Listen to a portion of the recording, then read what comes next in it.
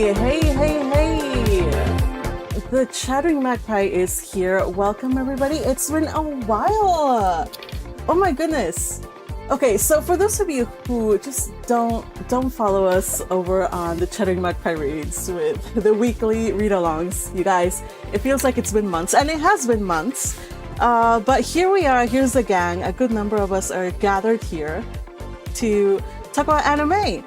This season's animes. And we're talking about anime other than Bookworm this time. Right. So welcome, everybody. Get settled. It's kind of cold out there, so I hope you have a nice cozy, blanket, have a nice warm drink. We're here for the long haul. I am estimating about 2 hours. I don't think we'll go more than 2 hours, so just a heads up. we have a lot of series to talk about. But we'll go as quickly as we can so that we can get to recommendations of stuff that I haven't watched yet. Okay, deal, gang? Deal? Yes. Tangents to minimum. Sounds good. Okay, awesome. Yes. Oh, who's saying no? All right. So with me today, let's see. I have emails. Emails has been such a long time. Also, Ed is here. Happy to see you, and yay 82, of course. We missed you the other time when we had the read along. Or wait, did we have you in the read along? I get confused, you guys. I think it was Patrick that we missed. I'm in most of the read along. Yeah. So some of you weren't in the read along, but I'm happy to see all of you here. Also, we have one of our newest members, Lagorund. You know what? A pleasure to meet you. Little purple butterflies. He's laughing. My big brother. He's my big brother. That's right. So you know what? Follow Butterfly's example and tell your mom, tell your dad, tell your big brother, your little brother, tell everybody about the Chattering Magpie, and tell them that they should support this channel and become a member. You can become a member by hitting that join button below, and at the noble tier and above you have access to a Discord server, so hop on Make them join the cult. Join the cult indeed. Let's see, we also have greetings, little purple butterflies here, and of course Teal is here. Nobody else is here, but just kidding, Patrick is here. Happy to see you. Wow, no introduction for me. Wow. And of course, yeah, you know what I mean. All right, and of course, Teal, darling. Teal is one of the quietest persons, but she's a connoisseur of anime. Like, Teal has been watching like all of the animes, right? How's it going, Teal, with that endeavor?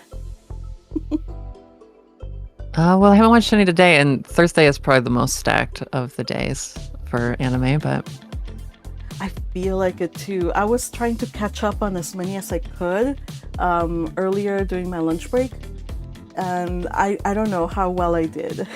But we're not gonna go too deep into like play-by-play occurrences in each episode because we don't have the time. We have to cover at least 9 of them, and then more if you guys have recommendations. So, but yeah. If there's anything you guys want to recommend, put it on the YouTube chat, and then either I will read it or one of the people here in this voice chat will see it and let me know so I can call it out. Deal? So yeah, thank you all of you for joining in, and now I'm going to say hello to those on the YouTube chat.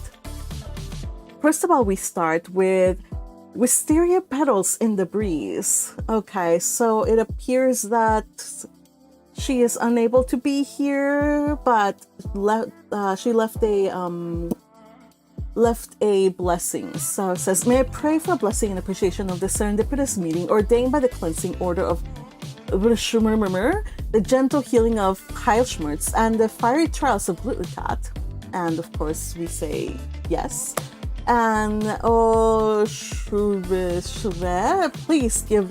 This prayer is worthless because I feel like Angelica right now, you guys. If I read this prayer, it will not be activated. But anybody want to take a stab at it?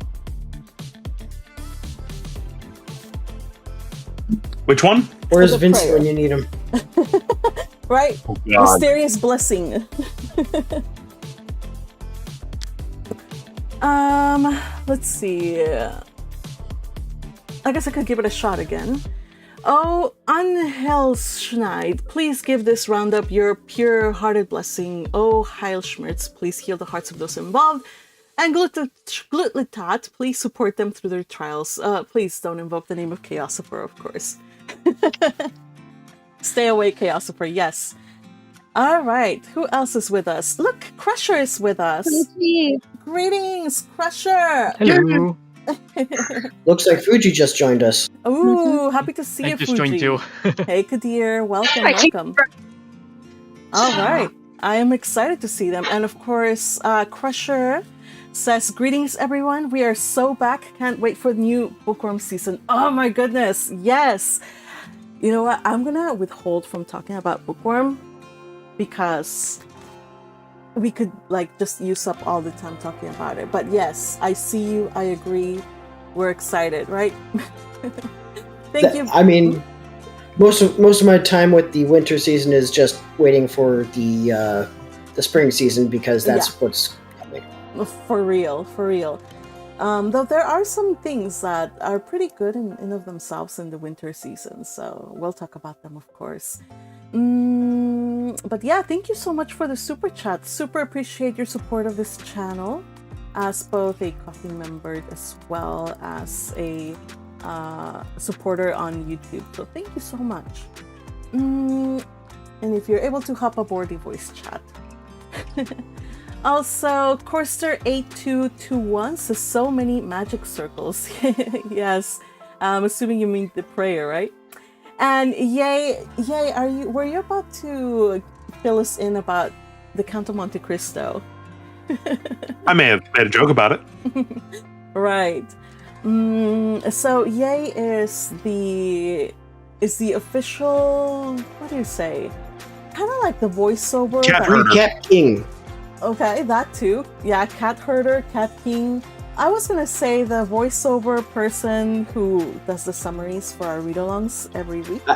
That's why I said Recap King. Oh, recap king. I thought you said cat king. I was like, whoa, okay. Recat? Recat. You know what? We can make that a meme. Okay. Crusher, get on it. All right. Okay, you know what? You guys calling on the meme makers of the channel like as if they're like the minions. No, if you're able to. No, not we are minions. invoking them Not- like the Minions, gods. It's like a Final Fantasy summon. Oh my gosh. So many people at Right, once. right. I'm glad to see the enthusiasm up. Yes. And okay, all right. Finally, okay, we got Dr. Pepper. Yes, Dr. Pepper. If you guys didn't know, Dr. Pepper is the official drink of this server, so Even though we don't get paid. yes.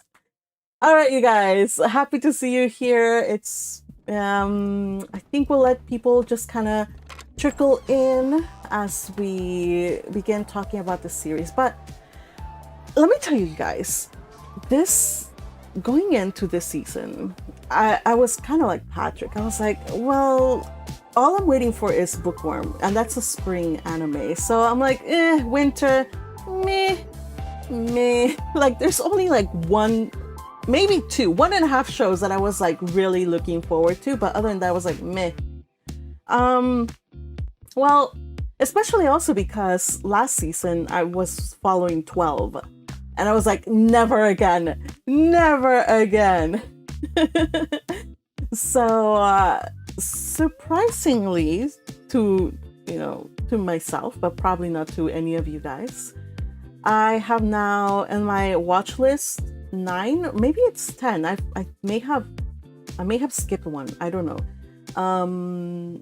Series that I'm watching, plus some other stuff that I'm watching with the gang over on the Discord server on Sundays. And all of what she's watching is romance. Wait, hold on a second. Ed is here to testify and to witness to the fact that I am watching I'm watching some shonen stuff. Okay. Okay, that one I was actually kind of surprised by. Like, that didn't seem like your kind of thing. It really isn't, but it won me over. Like, honestly, but we'll talk about it. Yeah, so Ed is here to make sure that I have, a well-rounded nutrition and intake of anime this season.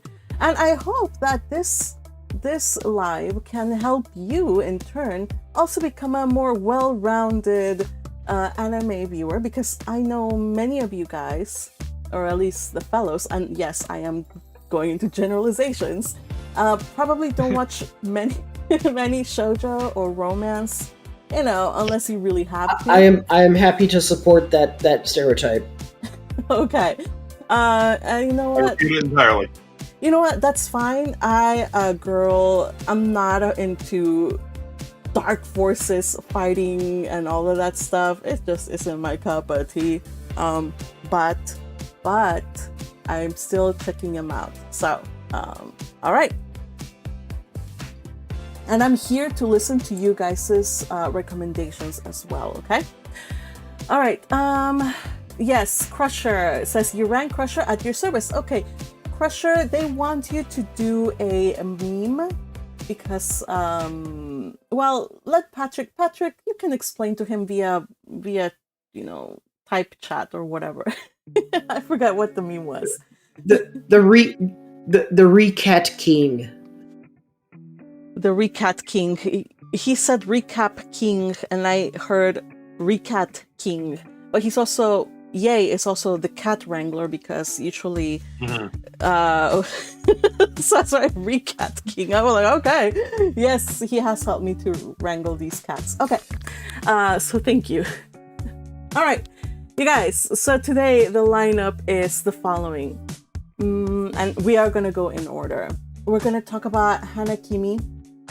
We're gonna talk about Tamon's B-side, Journal with Witch, Isekai Office Worker, A Gentle Noble's Vacation Recommendation, In the Clear Moonlit Dusk, Champignon Witch, Love Through a Prism, and Sentenced to be a Hero. And after that, we're going to go into recommendations. All right. So, show of hands, I guess virtual hands. Who is watching Hana Kimi? And I know at least 4 people should be raising their hands in here. I mean, I'm watching pretty much everything that you just mentioned in that lineup, because we're all watching that on Sundays. Right? Okay. So yes, thank you for for being so open-minded.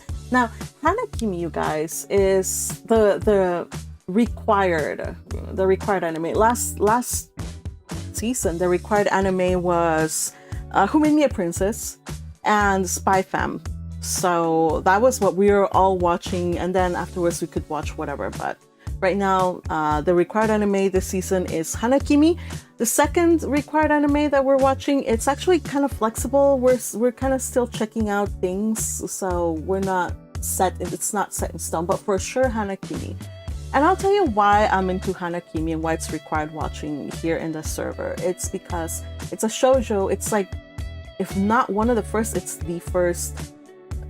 It's like, yeah, it's probably the first shoujo that I read that just like got me into Japanese. Yeah, I mean, Hana Kimi and Fruits Basket are some of the titles that I remember from when I was a kid, back when dinosaurs still roamed the earth.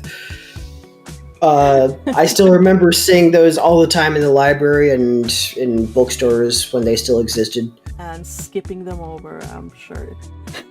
Oh, 100%. I was passing them right over to get to Ranma. For real. And me, I was always like looking at like, I don't know what other stuff. But anyway, I think it was Naruto, I don't know. So this one is really dear to my heart because after, like, I was used to like okay, I see there's Fruits Basket, and I was kind of also reading Fruits Basket as I was reading Hana Kimi, and I was like, okay, there's Fruits Basket and there's a Fruits Basket anime. There's Hana Yoridango and there's a Hana Yoridango anime. There's Hana Kimi. Where is the anime? And there was no anime for Hana Kimi, you guys. And I thought that was such an unfortunate thing, you guys. And it's not until now that it's been decades, and unfortunately the author of the manga has passed, that we finally get a anime adaptation. So I was so excited. I want to share it with everybody.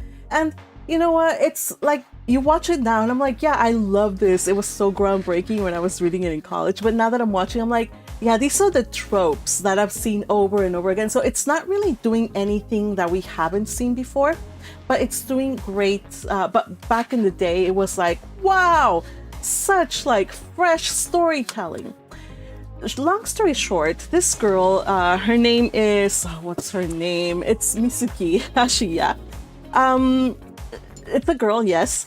She cross-dresses to enroll in the academy of her athletic. She really admires like just an athletic idol, and so she goes and enrolls into his school. It's a boarding school, and to find out that he's no longer in athletics, he's no longer into the high jump. So part of it's like she has to now help encourage him to get back into the sport.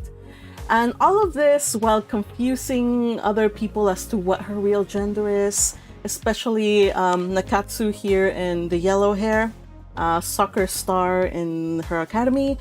And oh, our poor little Labrador.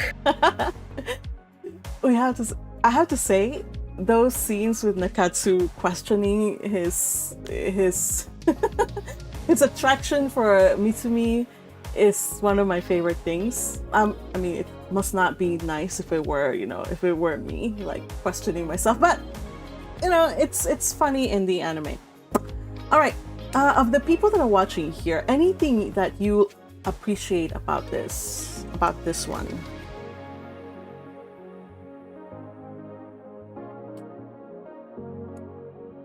Well, you get the typical tsundere with the main love interest, and you get the a very hyper Labrador with Nakatsu. Mm-hmm. Right, and the funny thing about it is that this anime starts off with her gender being like discovered, like in the first episode, like she's like all into this. She's gonna hide her gender. By the first episode, Sano, that is her idol, the black-haired one, he discovers that she's a girl by total accident. And the school he cops a feel. Yes, by accident. He didn't want to do it. Okay, he didn't want to do it. And then the doctor of the school, he also finds out that she's a girl, but for their own, whatever reasons, they decide not to out her. So all's well in the world. I recommend this one if you are into, just funny stuff. It has its good moments of like reflection and really tender scenes too. So check it out. If you're a fan of Oron Host Club, I think I said it wrong. Check it out, because I think this one came before that and kind of set the stage for Oron Host Club. So, I think you'll enjoy it. But I think you made a question for all of the chat. So anyone else have anything else that? I get freaked out when I hear silence, you guys. So. Yeah. I mean, Ed, me, it's like fair. So far, one of the things that's been the funny gag that's been keeping me a little bit more interesting is that she's triggering all the hardening effect and all the guys around them, and they're all questioning themselves. For those of them that do not know that she's actually a girl yet. Yes, she's in a very dangerous place, because all of these hormonal boys, they're like, yeah. Will not be easy. So this is one thing that I don't really understand about the whole gimmick. Like, what makes you think you're going to be able to keep your gender a secret, because, I mean, the school nurse, for one, is going to just immediately know, oh yeah, you're not a boy at all. Which, spoilers. Yeah, I know. He does find out, yeah. It's one of those suspend belief and just go with it. Have fun. Delve into the insanity. It's great. I think you guys will enjoy it. And from what I hear, it's going to be fully adapted. I think, from what I heard. I may be wrong, but I gotta double check. But those are the rumors. So the ending I really like as well. All right. So that's Hana Kimi. Is there anybody else? Teal, I know Ed already said something, because these are the people that have been watching with us. Teal, any thoughts on Hana Kimi? Yeah. I did kind of think that it was going to be feeling very similar to Ouran High School Host Club at first, but I like how it's distinct. And it's just nice having a really old-fashioned shoujo back. Right. Sometimes that's what you need. Mm-hmm. Yes, especially when right now we're having, like, what's it called? The shoujo renaissance? That's what some people are saying. We're getting really good, really, really good shoujos being adapted, and I am, for one, super stoked. Especially to talk about the next one, you guys. Tamon's B-side. Okay, speaking of unhinged, idol worship, well, let me introduce you to Tamon's B-side.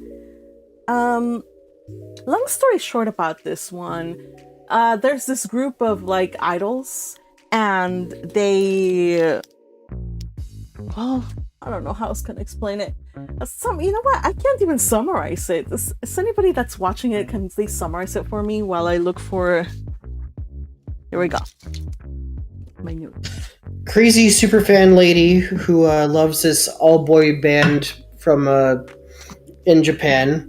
She becomes a house cleaner for her main squeeze, and finds out his personality is completely fake.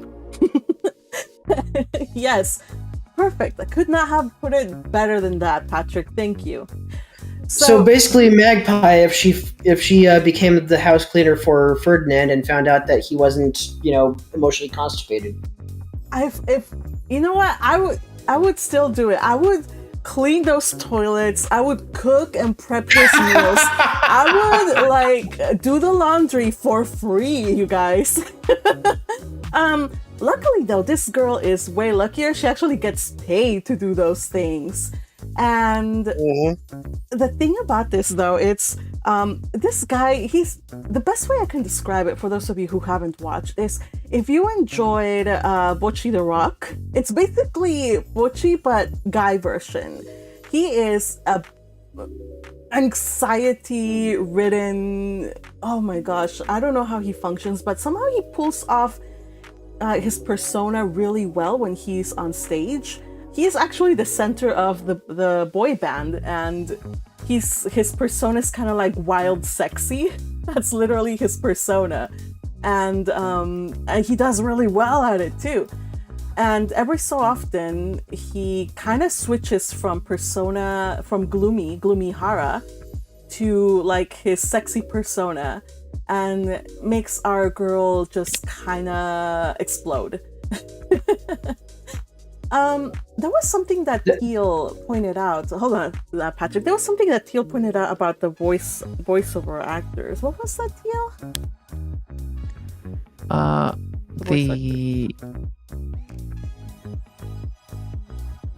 It's Hayami Saori, right? It's your forger? Yeah. If I'm remembering correctly. Yes. So if you like the work of Yor from Spy Fam, oh my gosh, she does such a good job with Utage. That's the girl here. What was that, Patrick? I was gonna say there were many points in this show so far that I've expected nosebleeds, but yeah, I'm kind of disappointed. No nosebleeds. Oh, come on. We have heads exploding in hearts. And actually, I think nosebleeds apply mostly to like guys now. That's more like a guy thing rather than a girl thing. I've seen it with both. Hmm. Well, okay. Maybe you can get. I think they might have done one or two. I think I saw like in the one of first or second episode there was like a one nosebleed. So you just have to go and check it out. But yeah, if they were to put nosebleeds, you get so many epic nosebleed reactions out of this one. But for now, they're just doing like heads explode in hearts, and they do such a good job, you guys. They really put a lot of PR and a lot of love into this adaptation, because usually shoujos they're like kind of like PowerPoint presentations, you guys. It's what it is. So just seeing how they're doing such a good job with animating this one, and the voice acting is so great. The singing also, they have, if you look on YouTube, they already have so many songs, like at least 4 songs that have been released. And actually, while I was working today, I was jamming to like the 4 songs that are supposedly sung by Face. The ending song, the opening song, and 2 other ones at least. So check them out for the music as well. Or you can just check them out because of, Tamon Fukuhara, who is a total hottie when he is, in idol mode. Alright, those of you who are watching this, raise your hands so that I may call upon you. And let me know what you think. I thought it was funny that he's like the most introverted introvert of all times, and yet, like the type that goes off to in the corner and just grows mushrooms on his person. So because he doesn't like the limelight, and so and then she's like starstruck, but also it's like, I'm going to help him out with this issue that he has. So I thought it was funny. Yeah, and I'm glad you mentioned the mushrooms, because I love that trope. Like, there's mushrooms and they kind of have like a little sound effect that's just super cute. So yeah, there's mushrooms all around whenever he gets gloomy. And I love the fact that somebody mentioned this. I would love to take credit for this comment, but somebody on Twitter said that if you have ever seen somebody friend zone themselves, this girl goes way above and beyond friend zoning herself. She's like pretend friend zoning herself. She's like, we're just pretend friends. At the moment that he brings up like just the barest hint of probably feeling a bit of attraction or like love, not really attraction, like love, because he's growing kind of attached. But we don't know if it's really love or not, but she's really quick to like say, no, it's not love. It's not even friendship. I'm just your friendly housekeeper here to help you with your career because you're my idol and I will not see you fail. So far, we've only gotten a hint as to a look at one of the other members of the boy band, but from what I hear, they all have different personas than their stage one, which is of course expected. But they're wildly, drastically different from what they're supposed to be, and that's part of the gag of this series. So I am looking forward to seeing that. Anything else about this one, you guys, that anybody watching wants to share?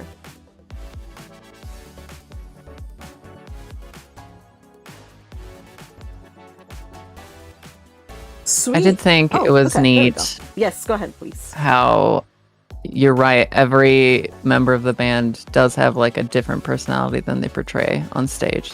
Just a healthy realization for anyone with an Oshi. But it's also like we tend to put our special people on pedestals, but they're like their own person. And so it's kind of about learning to like, it's because they actually like each other's genuine natures. And when they put the strict hierarchy of like Oshi and fan aside, that everything works out, I assume, wonderfully. Yes, I hope so too.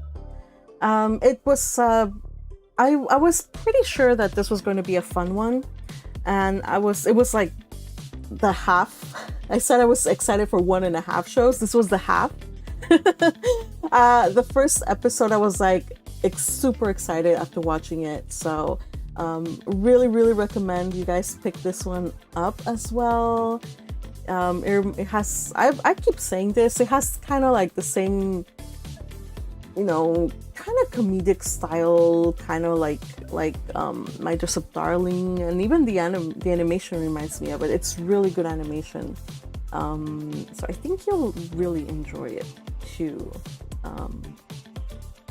So yeah, that's Tamon's B-side.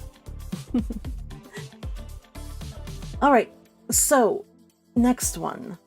Yeah, we're doing great, you guys. Number 3 on the list, Journal with Witch. All right, I know there's one person here that's watching this, and I know that because of their PFP right now. Right, Teal right now, her PFP is Makio Kodai.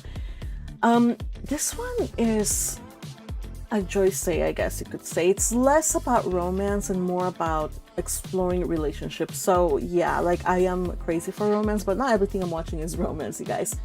And some people have said that when they looked at this one, it looked like it was a guy, like an age gap romance. I'm like, no, it's not an age gap romance. That's a girl, and she's the coolest. Her name is Makio Kodai. Teal, would you like to tell us a little bit more about this one, please? Sure. Well, first off, Makio is a really cool character, and feels very realistic to me. In fact, she is me. Ooh. And voiced by, what's her name?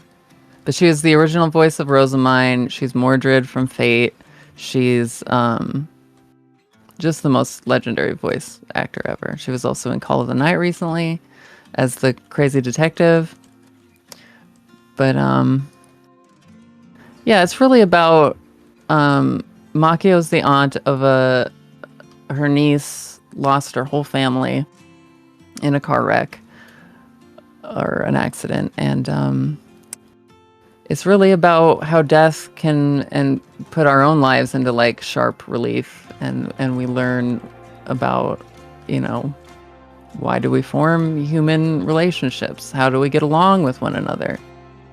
What does it all mean when it can all just end in a second? So it's very josei, it's very adult, not in like yabai content, but in really making you think about mature life themes, not like sexuality or anything like that. Right. No.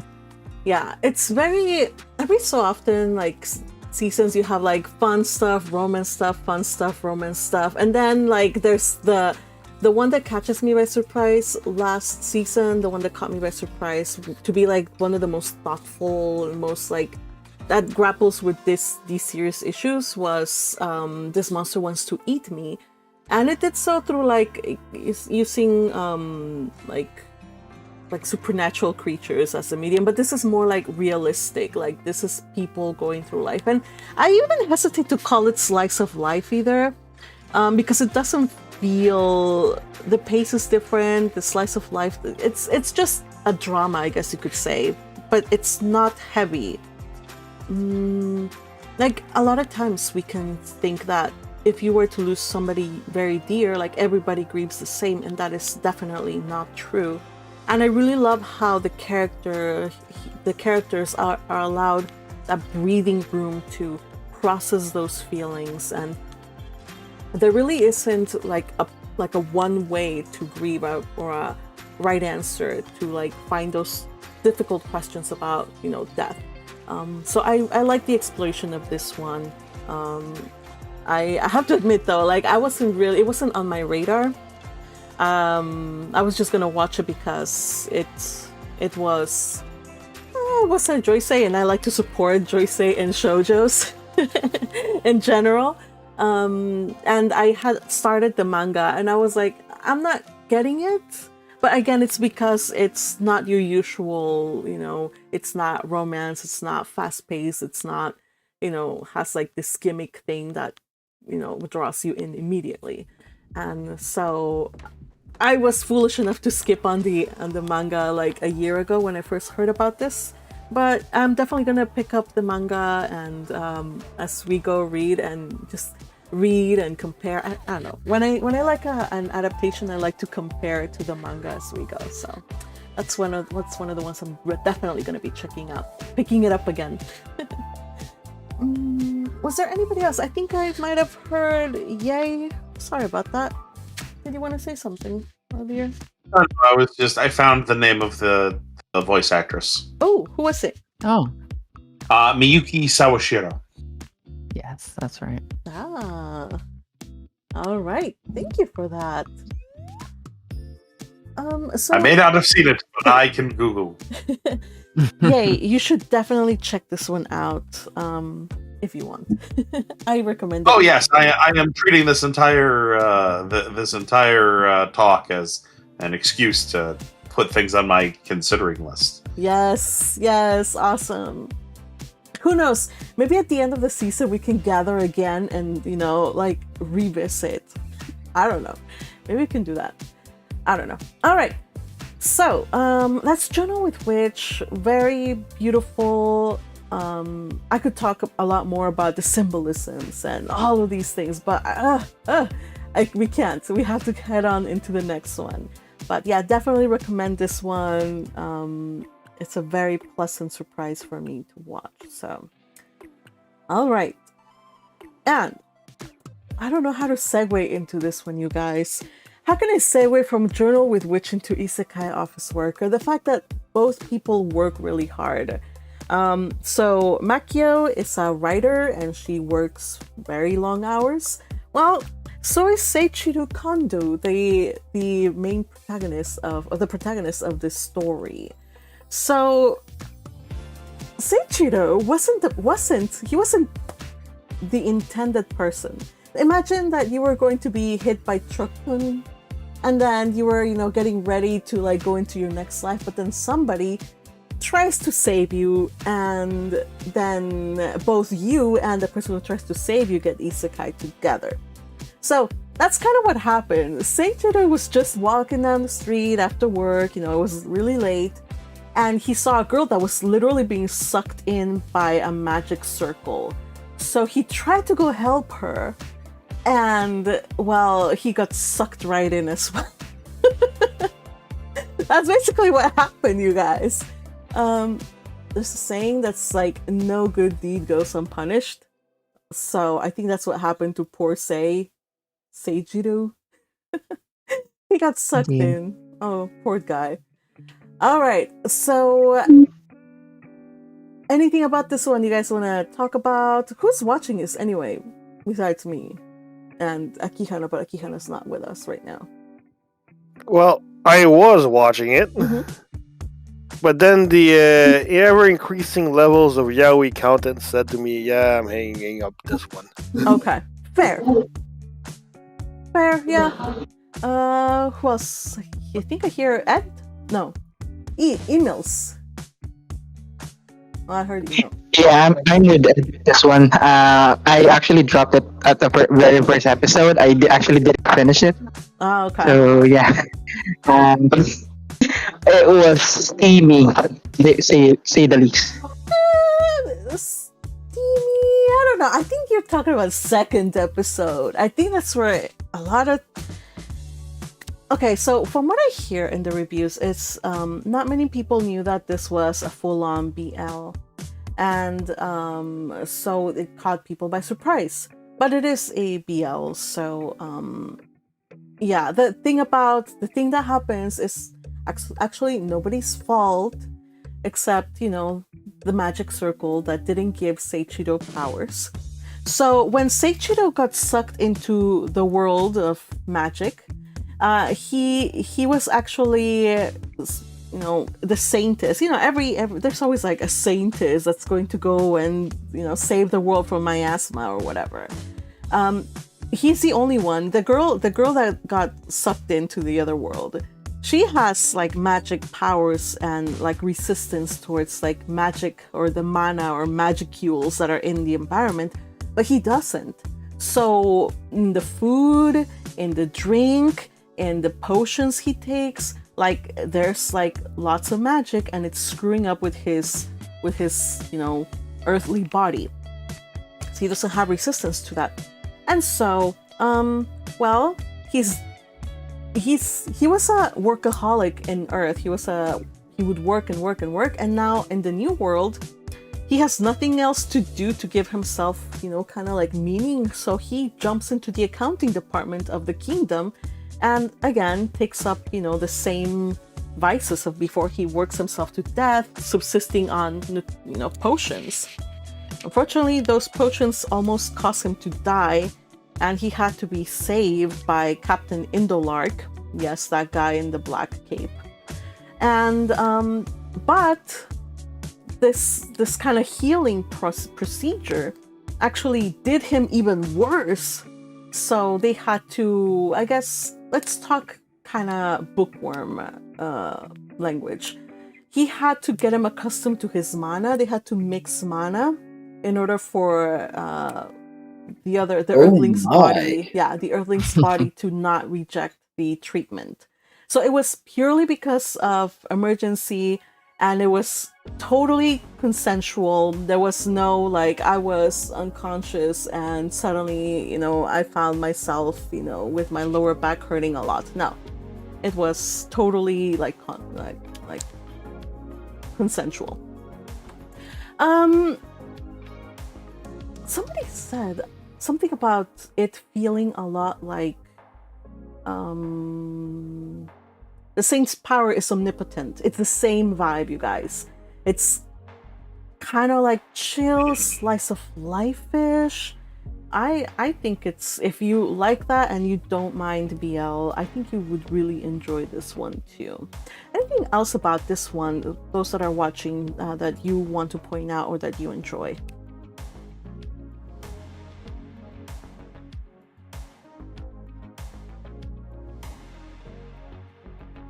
I do like, it's just a little thing, but how the Saintess really likes Indolark, but he's just all about Sage.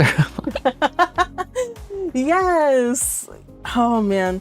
I kind of feel bad for her because, who doesn't feel attracted to like an emotionally constipated, beautiful man? I identify with the Saintess. That was a rhetorical question. What was that, Kadir? That was Patrick. Okay. It's okay if you are okay, so just close your eyes. Fine. If you're a guy, think about like a beautiful, emotionally constipated woman who's a fighter and who has dark hair and a cape, and she's just takes care of you and is kind of tsundere-ish, but also very like nurturing. Okay? Then tell me that you are not into that. Basically, make her goth, and I'll go for it. Okay, why not make her goth? All right, so I recommend this one for slice of life. I don't think there'll be anything more like anything too explicit. I read the manga already, and it's not explicit at all. So there you go. Boys Make kiss. it more explicit now. Well, there's the light novel that I haven't read, and some of the manga readers commented that there's a little bit more detail there, but still it's not egregious or anything that's like, oh my gosh, this is too much now. So, hey, you don't have to tell me you read it. You can just enjoy it. It's a fun one. All right, and speaking of, fellow beautiful men hanging out together, That's A Gentle Noble's Vacation, which is not a BL, you guys. It is not a BL, refuting those claims immediately. There's none of that, but it does have bromance.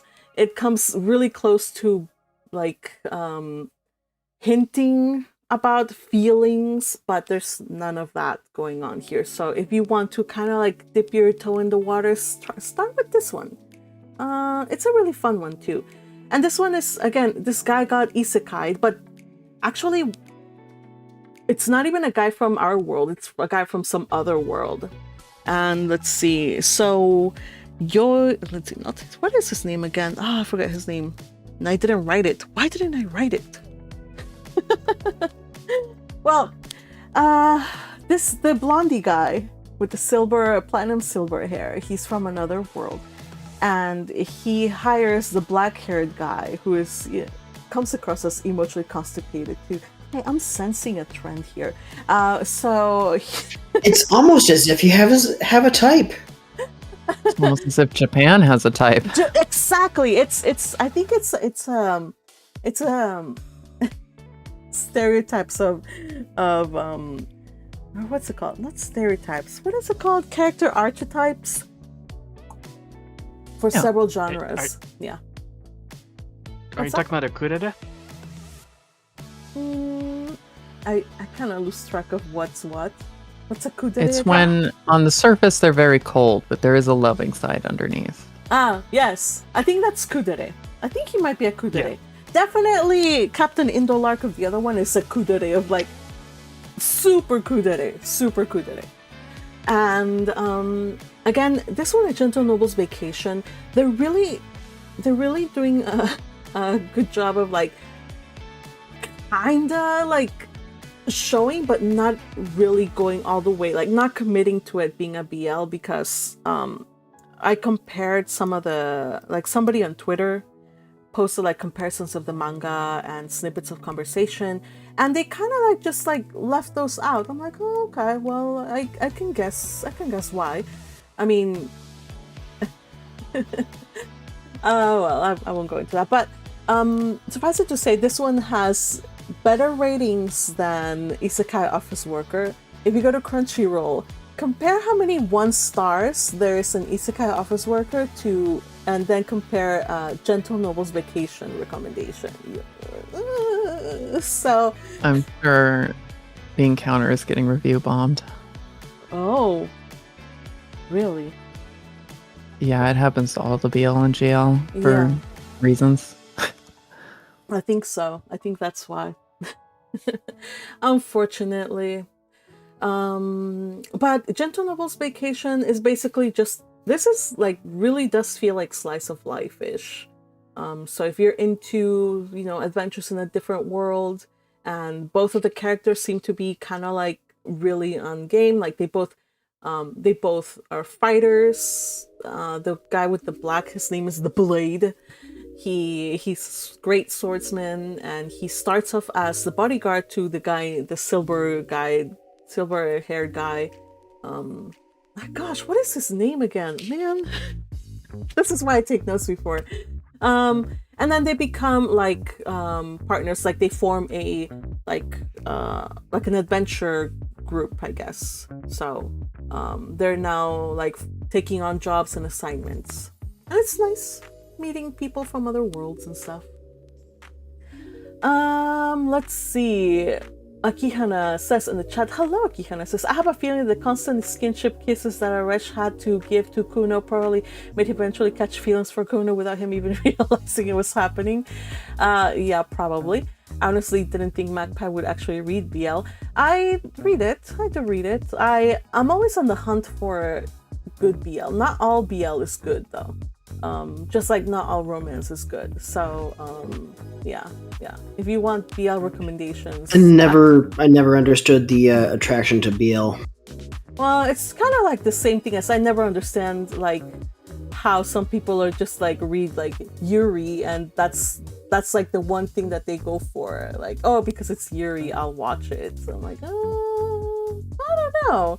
It has to have something before. I think most people would read BL either for something because in the story, no? Honestly, whether it be BL or GL, I don't get it. You know, I was like, That's why I made the voice. Fair. All right. So let's see. Dark-haired Crusher says, dark-haired, emotionally constipated, strong woman. Sounds like Misato in Neon Genesis or Kikyo. You guys know who these are? You know my type, Crusher. You know my type. I know them. Oh, okay. Okay. So then You you guys sounded like Mikasa from Attack on Titan.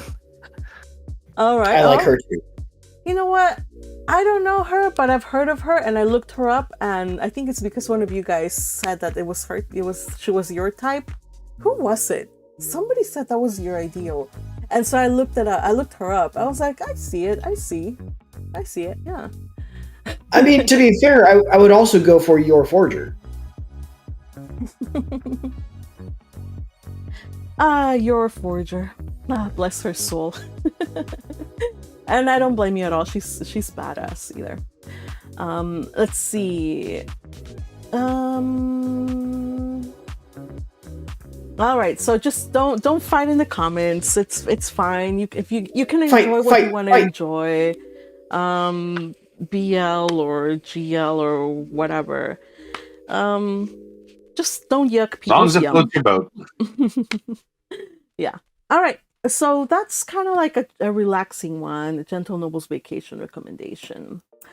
The next one, and this is kind of like on the subject of pretty boys kind of looking like girls, because this happens sometimes in BL. Oh boy. This is in the Clear Moonlit Dusk, and this is literally a girl who happens to look boyish. In her school, everybody calls her the prince. Hey, she passes better than the girl from Hana Kimi. yep. Probably, yeah. Poor Ashiya. No. So in this one, Yoi, that's the girl in the dark with the dark hair. That's the girl. She is the school's prince. And then the school has a provisional prince. How would anybody like to be called a provisional prince? Well, whatever. The white-haired guy, his name is Kohaku. He is the provisional prince. He's also very good looking. So Yoi goes through her life. She can't help the fact that everybody like all the girls at school kind of like have a little crush on her because she looks like a guy. But you know, she's like, I've never liked anybody, and nobody has ever liked me. Nobody has even told me that I'm pretty or cute or anything like that. And so that changes when this guy, suddenly and inexplicably, kind of like gets really into her. The thing that is kind of like weird to her though is like, it was like, who is this guy?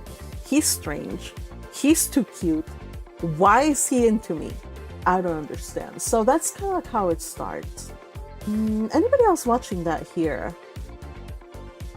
Yeah, I'm enjoying it. All right. Tell me about what you're enjoying about this one. Please. I think someone said it's the same mangaka as Sign of Affection. Maybe? Maybe not. I don't know. But it feels kind of like that one. Mm-hmm. It's not doing anything crazy. But sometimes you just need a little cocoon in your life. You just need to feel romantic feelings for a second, and then you're fine.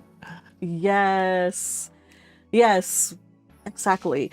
So I'm actually really interested in the fact that you mentioned that it might be the same mangaka as A Sign of Affection, which you guys should check out. So. But that's a good one too. The artwork is actually, at least in the anime, it's pretty similar to it. And again, just like in Sign of Affection, many fans, like, I was hesitant to pick it up. First of all, because shoujo fans of all people, they were hating it. They hated this so much. I'm like, why? I don't understand. Like, I've never read the manga, and I'm probably gonna read it, but I don't feel like I should read it now that all the shoujo girlies are like hating this. So there's like kind of like talk in Twitter. If you want to know what it is, just go and check it out on Twitter or Reddit and see what people are griping about. But despite that, I gave it a chance and I found myself, hey, this is an enjoyable watch. Not like I'm like gonna be on the edge of my seat to like catch the next episode. But there's some nice little developments, yeah. So I'll continue to watch this one. So if you're into like kind of romance and unorthodox pairing, check this one out. Let's see. Next one is Champignon Witch. Anybody else watching this one? Yes. Yes. Okay, we got Ed. Who else? Teal. Also, yes. I'm watching all of them except the one we talked about previous, the Clear Moonlight Dusk. The travel guide one. The Gentle Nobles? Yeah, it's super chill.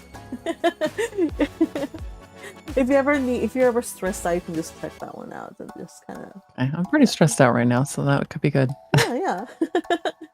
I wouldn't go. Well, we'll talk about it later, but yeah. Champignon Witch. Okay, so Ed, what do you think about this one? Tell me. So far, the thing that I like the most about it is that the story is progressing slowly and it's giving it time to breathe.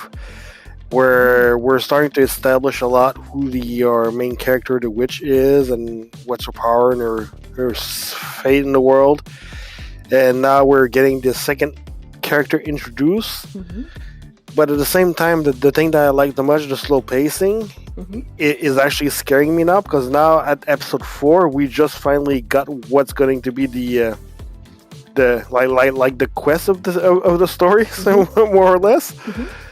And I haven't checked how many episodes there's planned for this series, but when you're getting your quest at episode 4 and then there's only say if it's 12 episodes, there's only like 8 episodes left to develop the quest, it's like I'm getting worried if they're gonna keep the same pacing and we won't see the end of the quest, which is fine depending on how it's handled, or they're gonna speed up the pacing and then everything that I love about it is gonna come falling apart.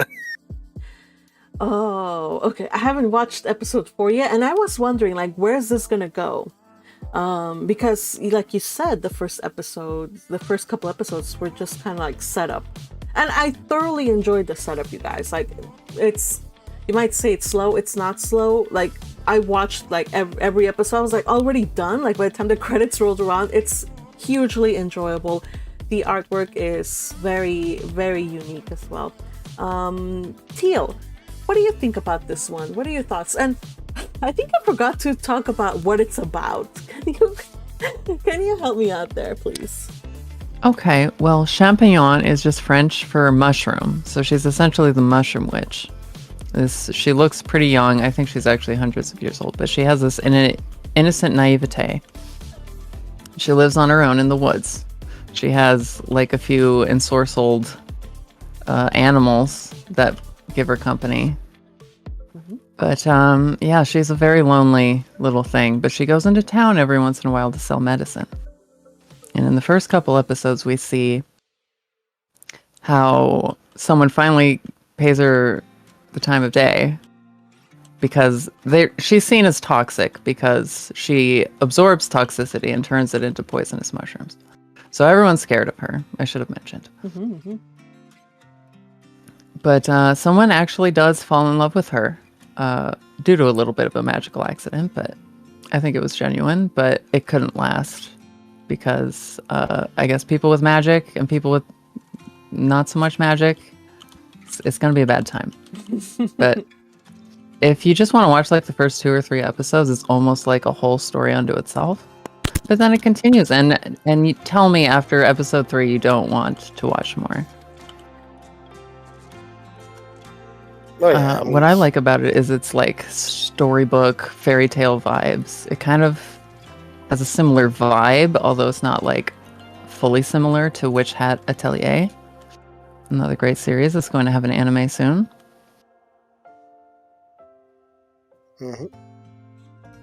I mean, everything that you said is spot on, and it's it's doing everything that's doing very well.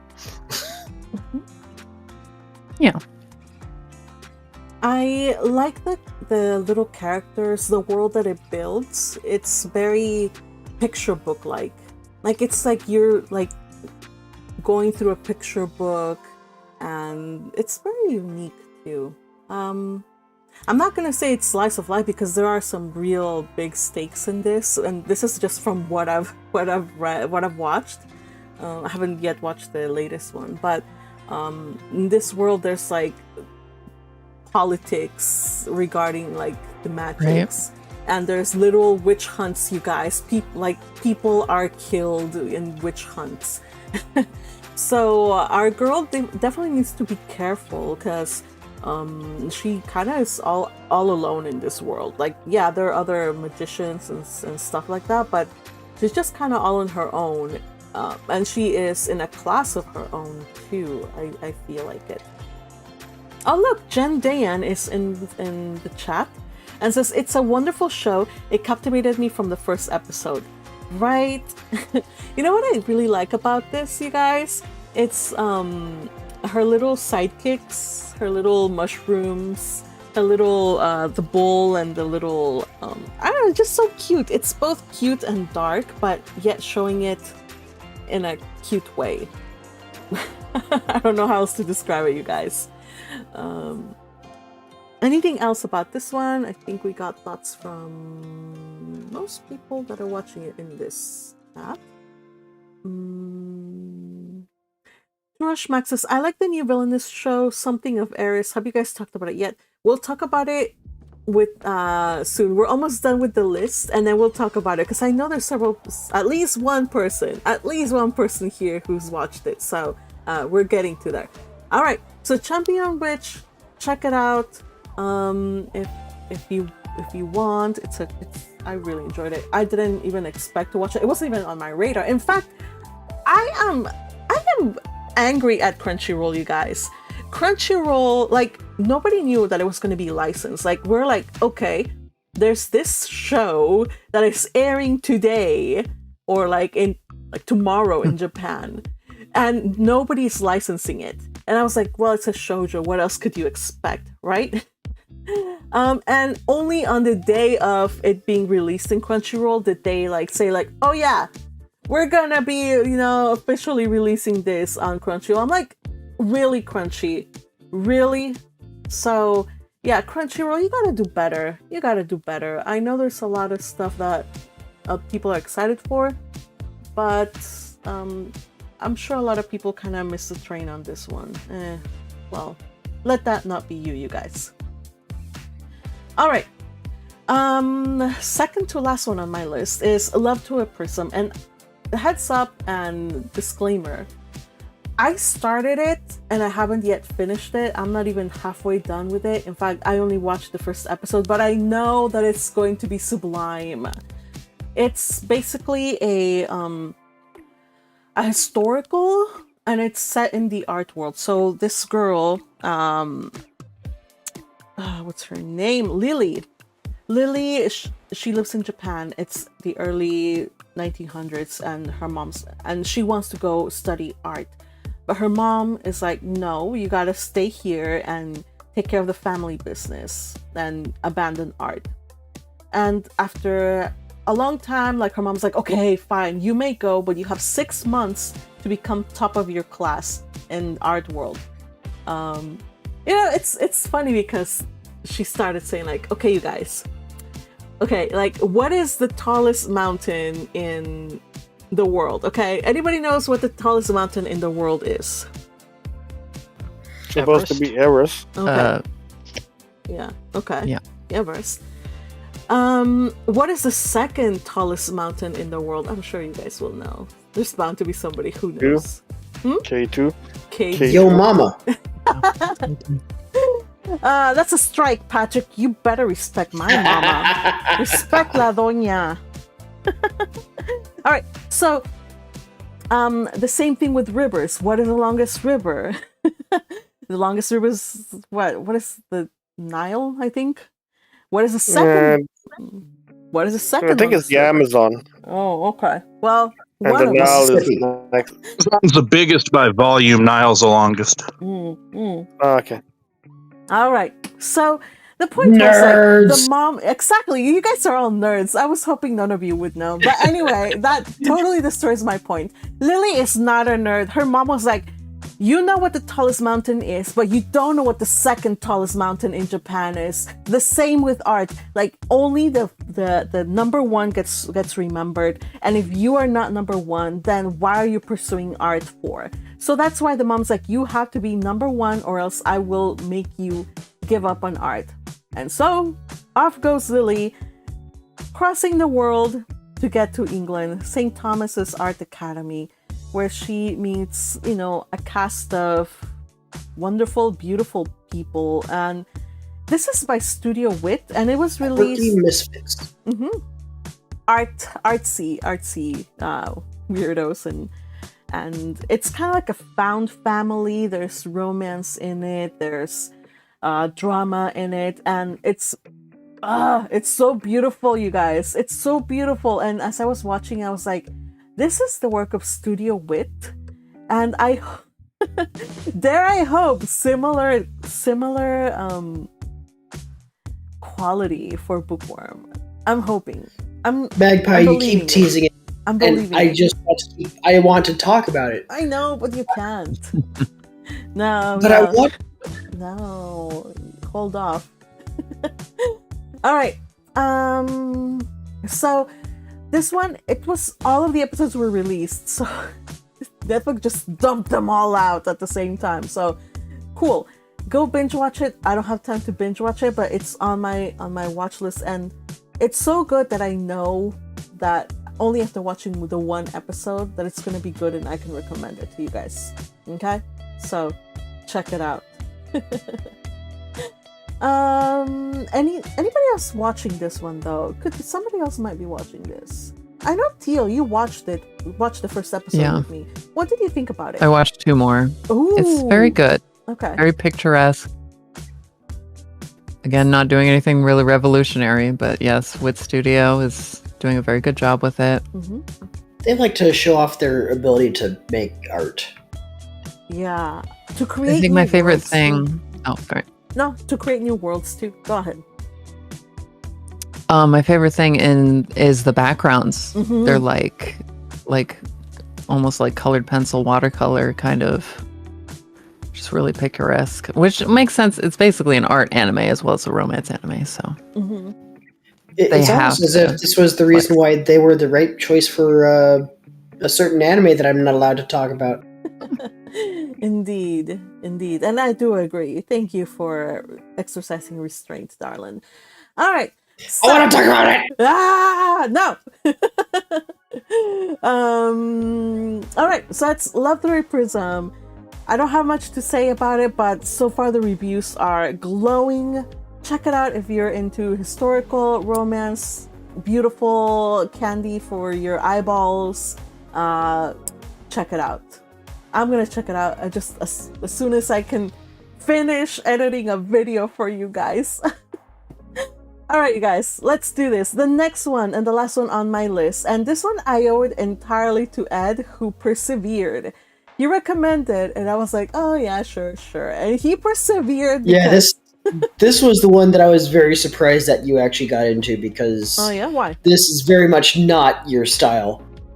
Oh, what kind of style would you say this is? Like that would make it, kind of. Very gory, very action-packed, and not romantic at all. Sometimes it's good to have a little bit of a palate cleanser, and I consider this this season's palate cleanser so far. So good. I was watching as I was getting ready for this, I was watching the latest episode because as one does, while you work, you have something on the side playing, and I think it has dubs. I forget if I watched it in dub, so that also helps. You better not, you heathen. Yes, I am a heathen. Thank you very much. Somebody said it's very Mushoku Tensei. I will say I did enjoy Mushoku Tensei the first season. I haven't watched the rest, but I love that series. and I can't wait for the next season coming out. Okay. So I enjoyed the first series, the first season. So it's good. I'm not anti-action. It's just not what I gravitate to. Just in the same way as you guys are not anti-romance, you just don't gravitate But yeah, to it normally. I loved. So I watched the first episode, which was an hour long. Which was holy crap. Mm-hmm. And then I watched the second episode, which very much more digestible, because that was the 24 minute, typical episode length. But yeah, this series was very good. It takes the concept of the hero and makes it more of a punishment, and I enjoy the change up. And looks like this guy. I mean, if you haven't watched it, then why are you listening to us now? So, but yeah, it looks like the main character was falsely accused and forced into this punishment. Okay, all right, yeah. Ed, you want to tell us more about this one? Because this is the one that you recommended. Yeah, and the way that I recommended to you is like, I said that so far this series is not story and plot wise. It's not forging new ground. It's using tropes that we all know and we can all recognize, but it's using them exceedingly well. It's well written. It's a story that we're probably, when we get to the end, it's like, oh, I've seen that story before, like you see so often, like other stories. But then, even sometimes, if it's a story that you've seen before, you see one that has great characters, great interactions between together, and the plot is handled so well that you're like, yeah, I might have seen the story before, but that was a good read. That was a good journey, and that's pretty much what this anime is so far for me. It's like, it's not that it doesn't have any unique points, but the unique points are like side points to flesh out the world. But the major plot points there seem to be what you did expect, but expected and handled very well. That's what made me like this story so far. It's like, oh, I'm pretty sure I know where this is going to go and where it's going to end up. Well, there's a few paths they can take, but the tropes that it's doing, it's handled marvelously. Painting by numbers, but done by a pro. Yes, thank you for recommending it and for insisting that I watch it. Yes. It's funny because we usually watch our anime in the afternoon, and then we have a read along. So over on the server on Sundays and I believe Mondays as well, we're reading A Sense of a Bookworm. So that is being led by Noemi. So we have read along. So I was like, okay, now that we're done with the usual anime we watch, let's watch Sentenced to be a Hero. And then I was reminded oh so gently by the host of the read along that there was going to be a read along. So I was like, oops, sorry, Ed. And he was like, no.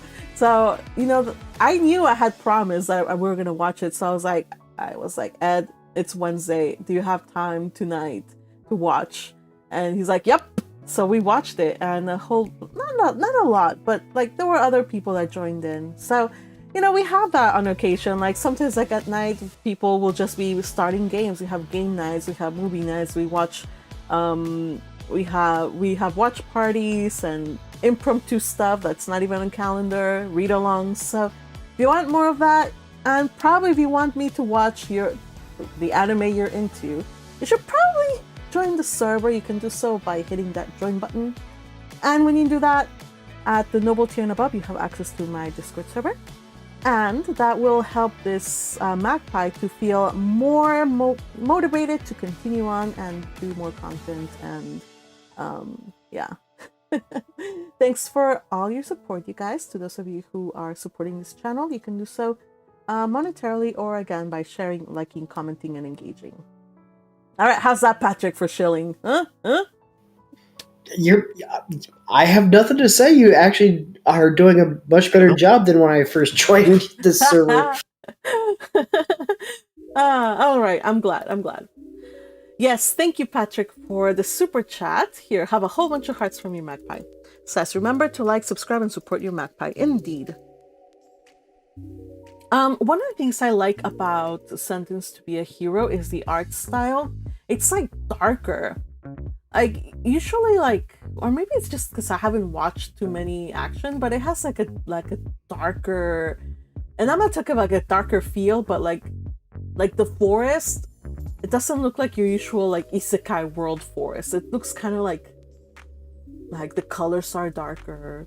Well, this is more of a dark fantasy rather than high fantasy like you get with Ascendance of a Bookworm. So you're going to have the darker tones, the darker themes. You're going to have heroes who don't make it. Yeah, and that's unfortunate too, because I like the characters, and the thing that is kind of impressed me a bit here is like these people, they're heroes, they fight, then they get killed, and that's not the end of it, because they are basically brought back to life to fighting form. Like I think it's hinted that if they lose a limb, like they just reattach another person's limb to their body so they can continue fighting, or if they literally die, they get dragged back up like their souls. I don't know how it's done, but they're re-alived again. But every time they're brought back to life, they lose a part of their mind, a part of their personality. So we see Silo fighting off, trying to do his work, but also do everything he can to not die. And adding to all of this, we have this, I guess they call them goddesses. I kind of feel like they're like I don't know, I guess it's goddess, but it's basically like these childlike figures that help them fight, like give them special powers and blessings to help them fight. So one of them happened to just attach, pick him, I guess. She was like, "You're now my knight," and he's like, "No, I don't want to be your knight. I hate things like you." He went kicking and screaming into that contract. Yes. Yeah, I like that. I like that dynamic, like cute, ready for compliments and ready to fight, little character, and then like this war-hardened criminal who has seen immeasurable horrors of war, and somehow they're getting along. I like this episode. Well, the ending of this latest episode before nice. He was sentenced to be a hero. Don't tell them. Don't tell them. Don't tell no plot. No, don't tell them plot. But I want to. But I really want to. You can say it, but I will mute you before you say it.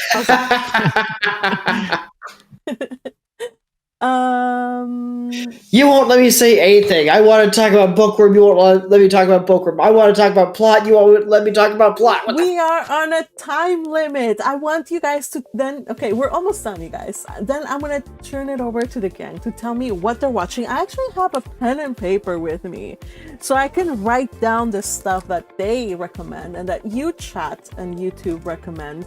I will write it down. I may not check it out because I do have stuff that there's some stuff I don't check out, and that's my hard rule, but I will check it out. I will look into it. All right, hold on, let me just read some comments on YouTube.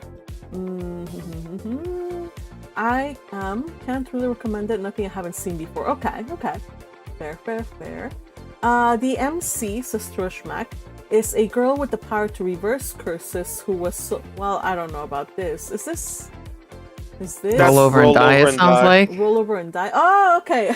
I thought he was telling somebody to roll over and die. Roll over and die. Yeah, it's the name of the show. All right, I was Here's a recommendation: roll over and die. You know what? I was like, is he telling roll over and die to somebody in this chat or to me? I don't have the mental bandwidth to deal with it. I'll just go back to ruminate on it after the live and feel sorry for myself if it was meant for me. All right, so anime called Roll Over and Die. Okay, thank you for the clarification, guys. What, you thought they were actually telling you to do that? No, it wasn't. That's just No, I thought they were telling it to somebody else. I don't know. Like, somebody was talking about BL. I'm like, are they really like such BL haters in this chat? I mean, Turosh Mack has been with us for a long time. Like, you really expect that from him? No, but Jen Dayton, I don't know what was going on back then, like with Jen Dayton. I don't know. I wasn't looking at the comments to see if there was a debate or a fire had broken out, a fight between the Fuyoshis and the non-Fuyoshis. Like, I don't know. All right, so take two. Somebody recommended. Stop it. In the YouTube chat, Jen Dayton recommends Roll Over and Die. Girl is chosen to be a hero, kicked out of the hero's party because they think she is weak, but she's really OP. Oh, nice. The MC, it says Turosh Mack, are you continuing with Jen Dayton's? Well, the MC is a girl with the power to reverse curses who was sold into slavery, kills her slaver, and saves herself and another slave girl. Then how they grow together. Okay. Roll Over and Die. I do like a good overpowered girl fantasy, actually. So, we'll see. Amen. Not as dark as Clevitas was the other season. So Clevitas was way better. We got some delimbing happening. We've got some stuff I'm not sure you'll super be into, but okay. And Ed says Clavitas is better. Oh yeah. It's wow. I mean, the first episode of Roller and Die had me interested a little bit, but episode 2 and 3 was like, I think it's not gonna. I think the hype is not gonna last on this one. I mean, I'm still gonna keep watching for now, but Clivitas I enjoyed quite a lot, pretty much the entire way. It doesn't have the budget that Clevitas had and has. So yeah. Budget is a big deal sometimes. So I was going to mention Roll Over and Die a little bit, but not more than that. It's like, I mean, it started off, it was floating above the average pack, but then it started sinking into it. So okay. All right. It's in a bit of a doldrum, I would say, because the manga, it's different than the light novel. And so, like, they made some questionable choices, but if we get back on track... Okay. I hope they do get back on track. Some anime suffers when it deviates from the stuff that people... Okay, so if the people grew to love the story because of the light novel, the anime better stick to the light novel. And if the people grew to love the series because of the manga, then the anime better stick to the manga. Because last season, we got Who Made Me a Princess, and it totally deviated from the manga. I was disappointed every episode after like the halfway point. It was just like, this sucked. And yet it was great, but it still sucked compared to the manga. So I hope for Roll Over and Die's sake that they do better and that they don't betray, because that is betrayal to the fans when they do that. It sounds harsh, but it's what it is. It's betrayal. All right. Akihana says, try checking the Demon's King Daughter is Too Kind. I've seen that one. It's like kind of like a fluffy thing. Yeah. Turosh Max says, Clevitas Rock. Mm-hmm. Oh, what's up? The Demon King's Daughter is too kind. The girl is entirely too cute. Like, holy cow! There's a limit to what one little girl can have. I might have to put it on my radar then. Yay! Yeah, it's just a lovely, refreshing time. I'm also watching that one. Okay. Excellent. Thank you for that recommendation, Akihana. I see that there's lots of people, at least 4 now, who, well, with counting you guys, who are seconding that. Nice. Let's see. Crusher says, if you want a show full of overpowered, strong, sword-wielding women, I recommend watching Claymore. I've heard of Claymore. That was good back in the day. Yeah. Yeah, it's a pretty good story back in the day. It's one of the oldies we could watch eventually if you want. Okay. I remember the music was really good. If I remember, you don't really get a conclusion though. Yeah, the manga gives you your conclusion, but the show deviates from the manga, unfortunately. So, I love when that happens. I hate it when that happens. Yeah. Yeah. Well, I will say the manga is really good. okay. Sounds a lot like Berserk. All right. A bit. So let's see. Yeah, I see people are mentioning Claymore by Madhouse. Okay. All right. So that's the YouTube recommendations. Voice chat, gang, mischief makers. What are you guys watching that we haven't mentioned? We'll start from the bottom up. Okay. So Teal. Or should I start with you? Or should I end with you? All right. Let's start with you because then people can join in and say, yes, I agree and stuff like that. How's that? Most of mine have been mentioned, to be honest. Like, I am watching Oshinoko Season 3 and JJK. It was just because, I've got sunk cost fallacy at this point. You're better than me. Kaya-chan Isn't Scary is another cute one where just girl can see ghosts and her kindergarten does not understand that fact. And so she has to defeat the ghosts and keep the kids safe without going to timeout. And this is a kindergarten kid. Is yeah. it? Oh my gosh. Okay. Might give it a try. She's a very mature kindergartner, I guess, but she's still a kindergartner at heart, and she manages to convince one of her teachers what is real. So, yeah, it's just a fun little one. It's a lot like Mao Musume, I guess, and that it's just kind of cute, but they're still like ghosts and.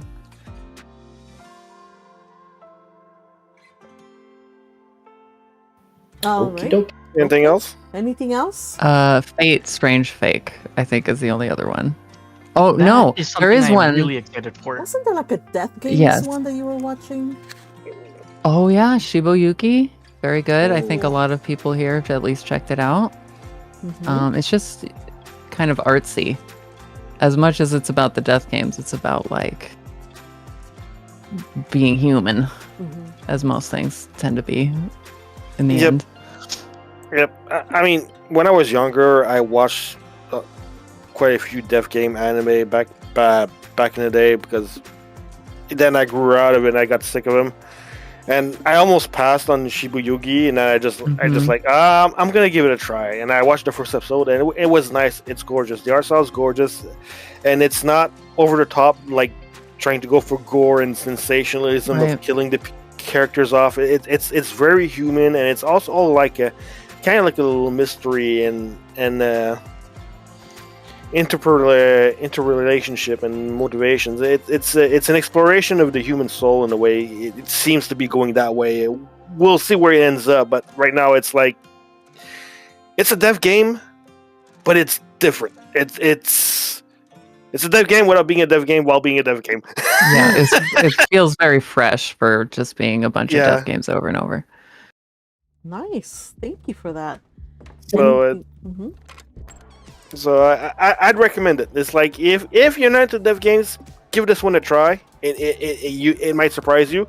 And if you used to like dev games and you drop them because you got bored of it, it's all the same thing over and over again, give this one a try. It's very refreshing. If I drop Death Note, is that indicative of me enjoying or not enjoying Shibuyuki? Why did you drop Death Note? Because it was scary. I mean, Death Note and Shibuya. No. And also because I got anxiety. Honestly, I don't think so. Not the same. I don't think that they compare at all. Okay, they're not the same. Okay. All right. I have one other, and I've not seen anyone speaking about this one. It's kind of sad to me. Tell me. Because I think it's rather good. It's the Holy Grail of Eris, or Eris no Seihai. I think I saw one person mention it in the somebody was mentioning in chat, and I want to mention it as well. Okay, yeah. Yeah, I haven't watched it yet, but it's on my list of going to watch. Oh, so far it's very good. It's a dark teen kind of historical piece. Well, not historical, but historical theme, because it doesn't seem to be. It's an it's not our world; it's an alternative world, but it's based on our history a little bit. And it's a mystery. It's a murder mystery. Who framed me? Kind of thing, and it's very good and very well done. I like the gimmick that's happening right now. I don't want to tell too much, but I'm enjoying it a lot right now. It was like I picked it up not expecting much. I picked it up expecting more like your typical shoujo trash that you get, like you get Isekai trash, you get shoujo trash, you get shonen trash. I was taking it. I'll give it a shot. It's probably going to be trash, but boy, was I surprised, and I'm enjoying it. Yeah. Sweet. Okay. Those are excellent sounding recommendations. If I ever manage to get an extra 5 hours to my day, I will add them. but if not, I will at least put them to some of the intriguing ones. I'll add them to my list. Thank you, Teal. Anybody else? Okay. Anything that somebody hasn't mentioned, and I'm surprised because somebody has already mentioned it on the chat. Yeah, I'm very surprised no one's been talking about Freerun. Yes, I was gonna say the elf in the room. The elf in the room. I mean, I think literally everybody is going to be watching this because it's that popular. But I'm very surprised. Yeah, why no one's watched it recommend yet. the most popular anime in my anime list? Yeah, I know. If you're You're not not wrong, watching you're not Freerun, you know. wrong. But I mean, if you're not watching Freerun this season, go buy yourself some rope at hardware store and go do what you Very gotta true. do. Wait a Oh, second. okay. Wait a second. Okay. Hold on a It's second. not that Wait good. a second. I am not watching Freerun this season. Okay, so Patrick, please. Magpie, you need help. You need help, Magpie. Anyway, so to continue on my list, I think we've already mentioned JJK. There's Fire Force Season 3 Part 2 that I know that's going to be a kind of a divisive topic there because I'm pretty sure there are people who don't like Fire Force, but I've been enjoying it. It's made by the same people who did Soul Eater. I think that was the name of the... Anyway. I believe you're correct, yeah. There's also Golden Kamuy if you are into weird stuff with historical facts, and I am. And you know, I've been forcing myself to watch it, but Trigun Stargaze, they are... So if anyone is familiar with the original Trigun series, they decided they're going to actually remake the series, but they're going to hold true to the manga, which I guess they had a very touch and go relationship with the original anime in. So there's that. I hear someone giggling at me. I know. And there's of course Digimon Beat Break. Since I'm a big fan of Digimon, I decided I'm going to watch that anyway.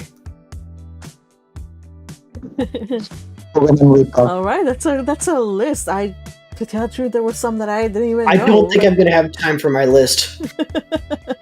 There are a lot of them that I was like, I didn't even know like this was on. But okay, cool. I try to keep up, but yeah, nice. Okay. By the way, can I just make a little parenthesis here? Hi, Emmy. Thank you, bless your soul, for reminding me. I forgot to put it in the list, but again, it's fluffy, delightful romance called The Invisible Man and His Soon-to-Be Wife. Yes. Oh, I heard 2 gasps. Was it you, Patrick? Are you watching that one too? Tell me you are. No. She mentioned Vigilantes. I forgot about that one. I was like, yes, at last the guy here is excited over this romance. Okay, put that on pause, Vigilante. Okay, Teal, just what do you think about The Invisible Man and His Soon-to-Be Bride? Yeah, Demon King's Daughter is healing my heart, but this one might actually be healing my heart a little bit more. It's just so sweet. Like, you're gonna get so diabetes. Good. So good. So, basically, this girl, she's blind, and this guy, he's invisible. But because she is blind, she doesn't have a problem with the fact that he's invisible. So, I don't know, they just kind of go real well together, and it's kind of like magical world, but in a modern setting. So you get all kinds of like magic people, like unhinged fairies, and I don't know what. It's really sweet. Check it out. End of parentheses. Okay. Thank you, Hirumi. All right. So, who? Okay, so Patrick, was that your list? Was that the end of your list? There's more to my list, but there is no way in hell I have time for it. All right, thank you so much. But those are your highlights. Butterfly, anything that you want to add to the list of recommendations this season? I really haven't been watching anything, so. Well, glad you're here. Lagaran, that little butterfly's brother, are you in? Are you willing to talk to us? I don't think I've heard your voice yet, have I? Hello. Hey, nice to meet you. What do you watch? As for anime, it's been a while since I've watched any. Like Furin was one that I enjoyed about 6 months back. There was another one I can't remember the name of, but it's like a, how do I put this, gamer type VR one. I can't remember the name on that one. Power creep is major in it, but well, if you remember, you can put it on the chat, and then we'll see the name. Thank you. But Furin was one of the ones that I enjoyed, and from listening to the group, the punishment as a hero sounds like it would be a nice one. It's nice. And I'm a shoujo girly, so if it appeals to shoujo girlies, then maybe I don't think I should say that to like sell it. Imagine saying like shoujo girlies like this one, then all the guys who are not into shoujo will be like, so never mind. A person. When did shoujo become a 4-letter word? You know what? Well, you know what? It's because people are so mean. That's why. I'm just trying to. Hey, I like a good show. I'm glad. But there's like all sorts out on Twitter who are really mean about shoujo. So I'm just saying. But yeah, you got a good point. Anyway, thank you for your recommendation. Continue checking out Frieren, I guess. I'm sensing lots of people supporting Frieren. What's up? So I just saw something on my anime list that has me confused. Does anyone remember Ronin Warriors? Not in the slightest. Just me? Yeah, that was popular when I was a kid. Yeah, I see that it's on their list for winter 2026. Yeah, it's supposed to be pretty updated and pretty adult. Interesting. I might have to check that one out. Okay. So I see oldies remember it. Ronin Warriors was a pre. What's the word I want to use? Power Rangers-y. It's not quite. Very much so. Super a common. It's not quite a Sentai anime, but it's kind of think like Power Rangers and Voltron. How they like have different like themes for each of the warriors and stuff. Just without the Megazords. Yeah, it's definitely like that vein of like a 5-person team of galactic fighters kind of thing. And they have the color coordination. So you got the red samurai, the blue samurai, the teal samurai, the orange samurai. The red is always the boss kind of thing. It came out in the mid '80s, I want to say. Yeah, I think you're right. Yeah, it wasn't bad. But this one's supposed to be updated and a lot more in keeping with the way Ronin Warriors originally, when it came out as a manga medium, was a lot more darker tones, heavier themes, more adult, more violent. So probably like Teenage Mutant Ninja Turtles before it became a cartoon. Exactly. Ronin Warriors was definitely like catered to an American audience, so it toned down a lot. And then the one that's supposed to be coming out next season or this season, I can't remember, is supposed to be more in line with the original. Interesting. I think I'm gonna have to check it out. Well, thanks for putting it in the radar. Thanks, Nick. By the way, happy to see you here. Yay! Yeah.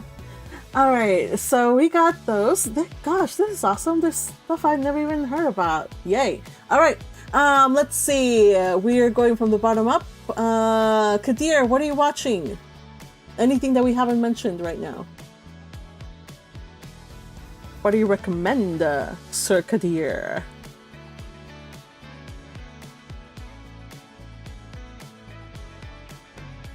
Crickets. Not there. All right, Kadir, we'll get back to you, I guess. Maybe not. Yay, what's up? Tell us what you're watching or what you are enjoying this season that we've mentioned or we haven't mentioned yet. I mean, we have already discussed everyone's favorite autism-coded elf, so that's pretty much my jam this season. All right, okay. So here's the thing. It's really chill. Like after watching the other one, like they're on a journey and they're heading up north. Is the plot moving or is it just like still chilling time? Like, is there anything different this season? Just because I do plan on watching it. I do plan on watching it, but like not as a week to week. Like I will just one day that I need something to chill with. I'll just watch all of it, kinda. That's why If the manga is any indication, it's gonna definitely change some. Okay, that's good. All Yeah, right. the first episode of Freerun was more of a chill. It focused on the relationships and the emotions of the characters and the retrospect. I mean, it's signaling there's probably going to be a shift between the way two characters interact together. Okay. I hope those characters. Well, I'm into romance, so I hope it has to do with two people that I they're kind of like will they, won't they? That's what I hope, but probably not. Who knows? Okay. Well, I mean, it's looking good. Let's put it that way. Good. I'm glad. I mean, we can't say nothing.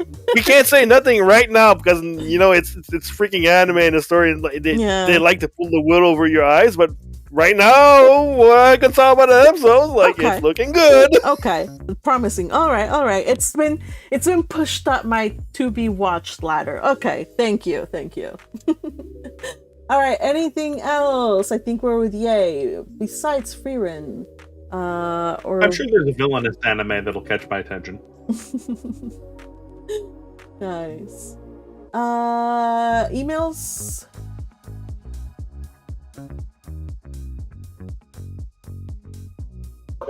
Yeah, mine is pretty much on the group chat or the voice chat. Basically, the ones that I am watching right now that hasn't been mentioned is Kumon, the sorcerer can see basically a hero or a child basically. It's like Mushoko in kind of a way that the what do you call this one? Like the green hair, the element, the previous sorcerer basically is he inherited it. It's like a scar. So the sorcerer's scar, so in his eye. So that's kind of good. He discovered magic and he's trying to eyes using magic. That's one thing that, of course, is hyping me up for this series. And of course, most of my watch lists are mostly isekais, as I'm an isekai person. But I do special mention to, of course, the Holy Grail of Eris. Okay, we got which you've another already Eris talked about. mention. Yep. And the other one is, of course, there was a cute hero or the cute girl in the hero spot.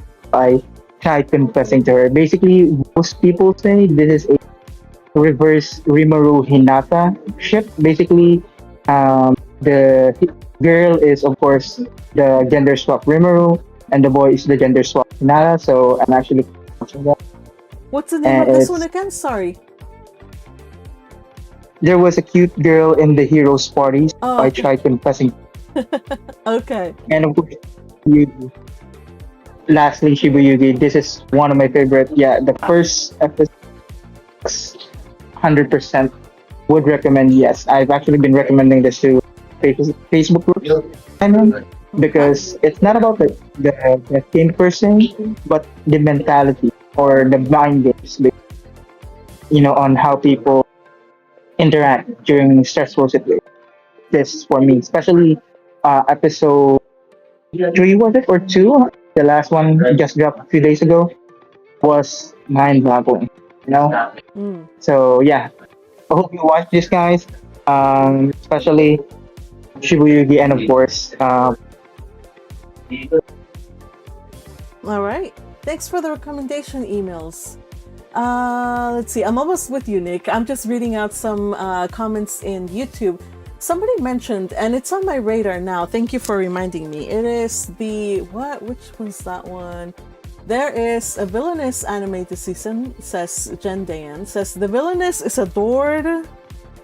Villainous is adored. It's on my radar. I just haven't gotten to adored by the prince.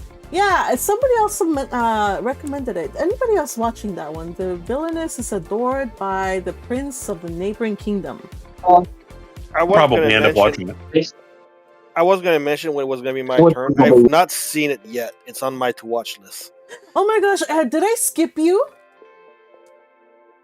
No. You did. No. I did. For this last part, yeah. Sorry about that. Okay. Sorry, Nick. I'm almost there. Ed, tell me about that one. Start with that one, and then you can go on with the other ones. Since we're already on the topic of the villainess. Well, the villainess I haven't watched yet. It's like I just read the synopsis. I've locked it. Like I like some of the villainous anime that have been coming out recently. So it's like I was going to try this one, but I'm waiting for it to be 3 episodes because I want to get into the story because they can be a bit slow. So I was just waiting for that. But if I go in my other list, the stuff I'm watching, little anime I'm watching, An Adventurer's Daily Grind at age 29. I'm just a sucker for middle-aged men that adopt children and try to raise them. I mean, so far it's nothing great, but it's fun and entertaining. I'm just a sucker for that genre. That's also on my list, actually.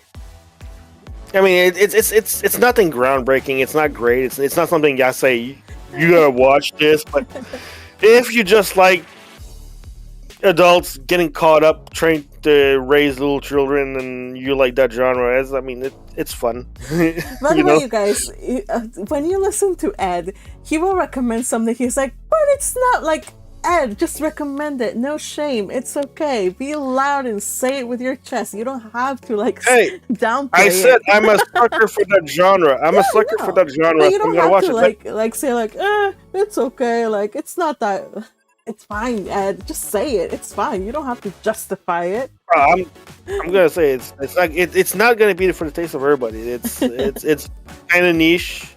The artwork, the art style is not great. The music is not great. The story, it's not going to be great. It's for the plain vibes. Average. It's for the vibes. Exactly. It's for the vibes. You know what? I love vibes. Sometimes you just need a different vibe. And yeah, there's nothing bad about it either, but there's nothing great about it. It's just it's average. Yeah, it's average. It's just a genre trope that I'll enjoy, and I'm watching it, but it's pretty plain, boring, and average. If it's not your cup of tea, you're probably gonna be whatever. It's okay. It's like another one that I have easygoing territory that I'm watching. Optimistic Lord. It's another Isekai.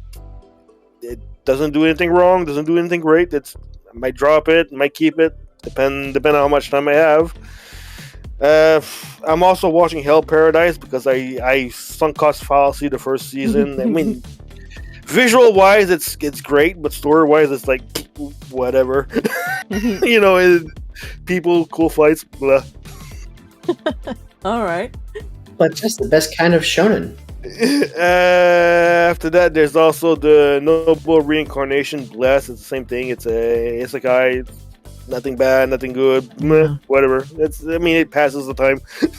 Okay. Can I say why I started that one? Go ahead. Yeah. Because the studio doing it is going to do an anime I am very excited for. It's going to come out in summer or fall. Oh. May we ask what that anime is? The Moon on a Rainy Night. It's going to be a romance of sorts. It's also going to be about a deaf girl. Okay. Writing it down. Rainy night. Maybe we'll hunt up the manga. Freaked. All right. Gosh, so many bangers. Such a long list so far. Go on, Ed. And the last one I'll mention that I've watched the first 2 episodes, but I'm not sure if I'm going to continue it because it's the Case Book of Arnie. It's a mystery. I kind of like mysteries all the time, but this one has vampires and supernatural creatures involved, which is it's interesting, but at the same time it's vampires again. So Yeah, You know what? vampires It's okay. have been kind of overdone. Not everybody's into vampires. I'm actually one of the people that are not into vampires, so I get it. So you weren't into Edward and Jacob back when the Twilight fanaticism was happening? I was not. I think the only thing Thank that I have, God. the only thing that I actually did watch that was the vampire. I don't know how many of you are old enough to remember or even know, but I grew up and I was fed vampirism, I guess, by watching Vampire Night. That was my Vampire Night. Oh gosh, nobody knows. Oh gosh, I feel so old. I know. I know Okay, what it Theo, is. thank you. I know what it is. Somebody knows what it is. I also know what it I know is. what it is. Dragged it out of us. Well, when I watched Vampire Night, I was younger. I was okay with it. Wasn't anything great, but I know that my female friends. I know that my female friends at the time were going goo goo gaga, and they were losing their minds over it. Well, part of it was hormones, part of it was like the appeal of the bad boy. Possibly just I was a Zero fan. I was not into anime. Zero all the way. Yes, thank you. Especially after the later developments, I was like, "Yo, this is gross." Yeah. Yep. Okay, if you want to know, go read it and be traumatized too. Yes. So, vampires can be a little challenging and a little problematic, so that's why I'm very hesitant to pick up a vampire one. But yeah. That's why Vampire Hunter D is better. I see. 100%. All right. Also, somebody's mentioning Turoshmak mentioned Rosario plus Vampire. I remember back in the day. Oh God. What? Rosario plus Vampire. I've just been flashbanged by history. Yes, we are going down memory lane and making me feel old. High school harem comedy. You don't understand. The manga was good. All right, you guys. Between probably Nick, yay, Ed, maybe Patrick, me, and Teal, you guys can kind of tell what generation we're from. Because yes. I mean, I kind of gave it away when I mentioned that I read Ranma 1/2 as a kid when it was still coming out. Oh wow. All right. Okay. All right. So vampires aside, we're on our way to going up the list. Nick, are you ready to talk about the anime you're watching and want to recommend with us, with the rest of the class? Yeah, I don't really have much. I've been out of the convo for a bit. So I'm holding off on Frieren just so I can binge it in a couple weeks. And then apparently I'm 3 seasons behind, I'm being told, because I've been watching Secrets of the Silent Witch. Yes, good. That's only one season. Yes, good. Yeah, that's it. That's all I got going on. Yeah, but that's a good one. We covered it last season. Go on. Talk to us. Yeah, I know you guys have you like I'm way behind, and I've been off the chat for a couple months here. But man, I just want the art is so good in Secret of the Silent Witch. It is really pretty. It is. Oh yeah, when we were watching Silent Witch, we were hoping that the Bookworms anime and about the magic is going to be that good. The preview is looking promising, so Yeah. The art is fantastic. My one the one thing I really to kind of bring it back to Bookworm is the academy that the Silent Witch is in is everything that they said the Noble Academy would be. Like, people are just getting offed left and like, or potentially offed left and right. Like, it's really cutthroat, and that's kind of like what Rosemine gets told the Royal Academy is going to be like. Why she can't be around going anywhere without knights with her and all that stuff. You know, like. But then you get to Silent Witch, and like, there's assassination plots every like 2 episodes. You're like, dang, this place is cutthroat as all get out. I think that's why they're going through Bookworm as the Japanese Harry Potter. Well, another thing that I think also is they're really cleaning up Bookworm. Like, I've noticed if there is any semblance of like danger or adult activity, like they clean it up in the anime, and I kind of resent that. But yeah, you know, if it's Most notably Gunther's wound in the last act. Yeah. I mean, 100%. I hope that the new studio corrects that, because making Bookworm just about a kiddie show, which is what the original anime tried to do, tried to make it very general and not like 16 plus, was like. See, I'm actually more worried now, and here's why. I talked to Mag about this. I think that they've made some of these people too stock pretty, you know, like especially Gunther and Karstead. They don't look like knights at all. They're too tall and skinny and not rugged enough. And I almost feel like they're gonna soften a lot of these character interactions, is because I don't know. It's the feel I get so far from what I've seen in If you remember right, when Rosemine entered Noble Society, she kept remarking about how all the nobles were so pretty. Yes, but we know Karstead is, you know, a thicker man. He's losing his head. Karstead in the old version was actually really hot. Okay, as No, speaking from Karstead female was perspective. great in season 2. Karstead was awesome. Yeah, and Gunther was great too, but like when I looked at Gunther in these new promos, he looks too soft and too tall and too skinny. Too skinny. But too skinny. Yeah. He doesn't look built at all. He doesn't look martial, you know? You know what? Which makes me wonder how they're going to depict Grandpa. Yeah, they all look like accountants. Like, everyone looks like an accountant now. Not that there's anything wrong with accountants. We are, after all, Not that there's watching an anything wrong with anime here about accountants. By the way, isn't it hilarious how I'm trying to like limit Patrick from talking about Bookworm in this stream?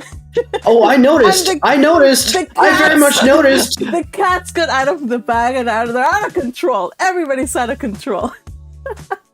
Yeah, everybody else is talking about it, but you won't let me talk about it. What the hell, Magpie? It's called Payback.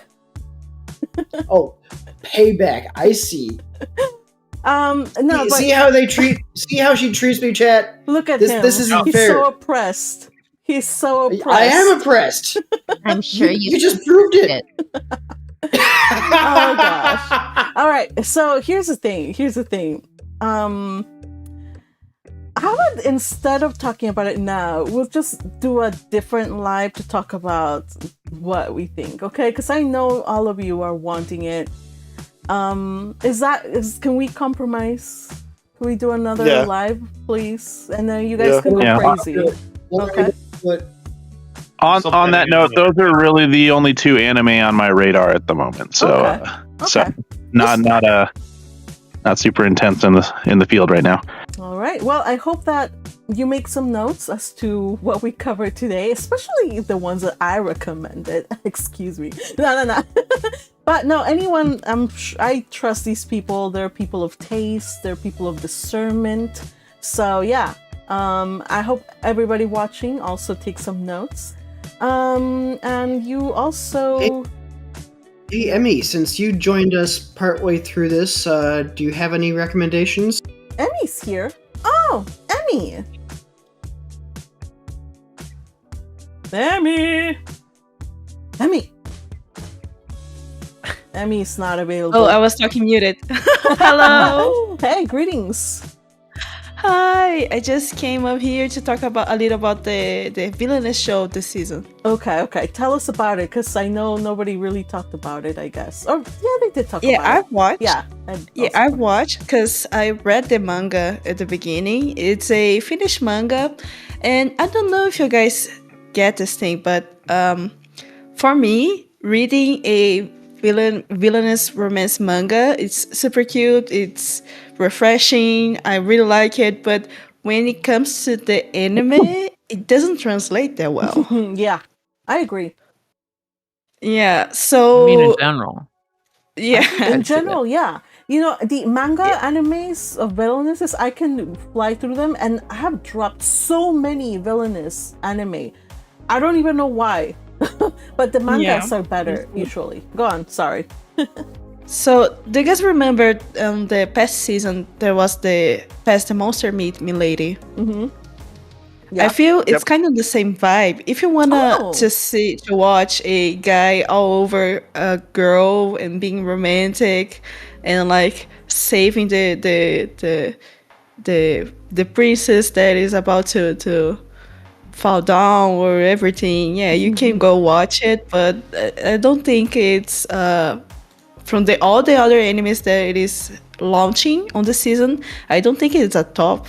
I think it's in the bottom list. Yeah, honestly. not many people have talked about it. It even skipped my radar. Again, it's many reasons why, unfortunately, but I will check it out, especially since you guys are recommending it quite a bit. So thank you.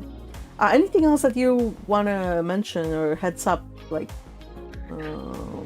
I came late, so reincarnated as a dragon hatchling. Oh, I haven't watched it. So I was reading that one. I was reading that one as a manga before it ever got announced as a anime. It's very interesting. Basically, the MC gets reincarnated as an egg, and because he's still an egg, he has to figure out how to survive, and as a newborn, it is very difficult, even if he is a dragon hatchling. So it's definitely a trip. That must be, I don't know. I feel like I would be so claustrophobic. I would die inside the egg. Power to them. Reincarnated as a baby dragon. Reincarnated as a baby dragon. Okay, it's the same thing, right? Yes. I prefer the English, though. That's familiar. Okay. So I believe we went through them all. Alpha, you never speak to us, buddy. What do you want to talk? Do you want to tell us anything before? Alpha keeps his voice away from us. Oh. I think Alpha is content with the memes and the gifs. Yeah, I see. Okay, thank you, Alpha. Let us know in the chat or whatever if you want to share with us what you're watching. Let's see. There's still continuing mention of Holy Grails of Eris, and other things. Yeah, I mean, there's so much going on right now. Like, so many anime and as it is, I think I already didn't mention two of the other ones that I'm watching. I'm watching like other slice of lifey, but again, it's not like, oh my gosh, I need to cover it on the live. But yeah, I'm watching slice of life. I'm watching other stuff. So far, it's like 10 or 11 series now that I'm watching. But Yeah. it's good stuff. I'll say that Holy Grail of Eris is the one anime this season that I went in not expecting much, and I was like, wow.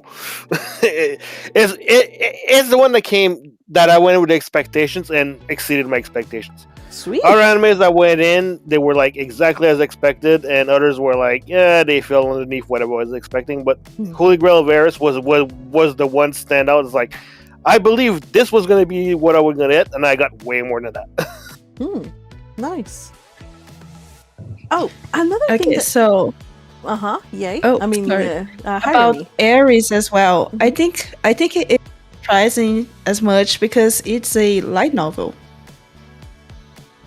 Oh, okay. So mystery light You s- novels are very well written. Which one was it? Eris? Holy Grail Aries. Ah. Yeah, I just read the manga, and the manga has a lot of plot twists that I really liked. So, yeah, hope you guys like it as well, the anime. Okay, yeah, then Jen Dayan is also seconding that one. Wow, that's a lot of good recommendations, you guys. Unfortunately, our time does come to an end. I wanted to do like a... Yeah, this was a very long live stream. It was. We started at 5:15 my time. Now it's 7:23, and it's dinner time for me now, you guys. But I hope that you guys enjoyed it. I had fun. I know we can no longer do weekly anime wrap-ups like we used to do before. Like, we would literally sit down and talk about 8 episodes and what we liked and who was the MVP. So far, you guys, I think there's too much variety to like pick out like favorites probably, but that's a good thing when you have a lot of different genres and people are willing to check out other things and are pleasantly surprised by things that they never would have picked up, just like I did. So I hope that you guys, after listening to us go on talking about the stuff we're watching, that you check it out, check one of these out, and let me know in the comments what you thought of them. And if there's anything that we failed to mention, feel free to put it in the comments as well. I'm always reading them. And yeah, gang, I am so thankful that Turish Max says Nosy is continuing this season. It's like Among Us anime. Yes, that's on hold for me. But I'll pick it up again. I think Ed recommended it. Genosha. No, I think Ed spoiled it for me. Yes, that's what it was. What? Spoil what? Nosia. Gnosia. It's a werewolf game. Yeah, I know. All right, so it's good. It's good. Spoiled it for all of us. Can't spoil it. It's a werewolf game, you know? I have no idea what that means, but okay. All right, you guys, we gotta get going. We play it every Monday. Well, we did. Now we're playing different games, but all right. So now you guys know if you guys want to play games, come on over to the server. Hit join. You want to know what Genosha is? Magpie, just type Town of Salem 2. It'll give you a good idea what Genosha is going to be like, but it's going to be very different from that. But it's going to be like that. Yeah, I started watching. I have an idea.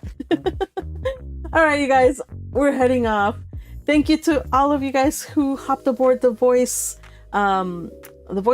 channel, voice chat, and shared with us stuff. Thank you to all of you who kept sending messages and shared your thoughts.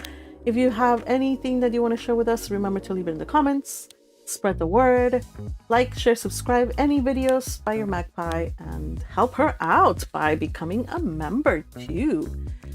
All right, I think that's it, you guys. I think we did a good job. In 2 hours, we covered so much anime. We will see you probably at the end of the season. We'll maybe do a little recap to say, maybe. So join us, and hopefully I can also do a live. Be on the lookout. I'll try to schedule something so we can just all talk about chaotically as possible about Bookworm, because I know people in this chat really want to do that. So, and I want to do that too. If not, be sure to check out my reaction. Yes, it's really the first reaction I've published. I've done reactions before, but this is the very first one I really published. If I had been doing that reaction, I would have been pausing like every couple seconds because there's so much to talk about. Oh yeah. Every single frame. I mean, honestly, your reaction video was like, "What? That's it?" Well, you skipped so much. I know, but okay. First of all, I had 1 hour break. Okay, I had half an hour to figure out my computer settings, and if you know me, I am technically challenged. So the fact that I was able to set everything up in half an hour. I was so happy that I treated myself to a Starbucks drink, which I don't usually do. And so I got that. Even if it was lackluster. I was so disappointed. I was like, "What? This tastes like a cookie holiday drink. Like, where's the pistachio?" I was so disappointed. But anyway. Oh man. Anyway, I was like talking about this. Yeah, like, we'll watch it later. And there's more Starbucks.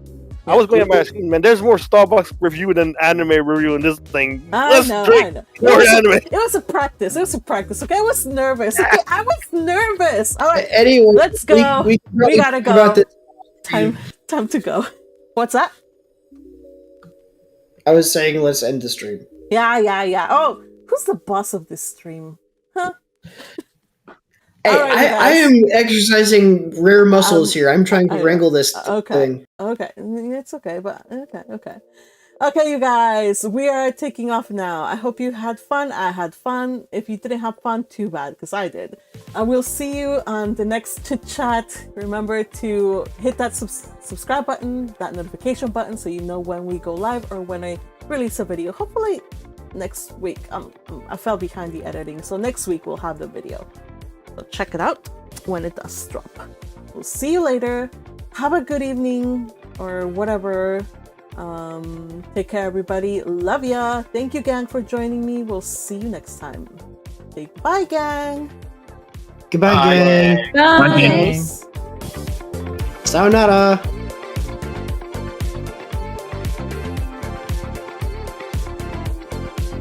Well, time for me to go to sleep. Yep, sleep time.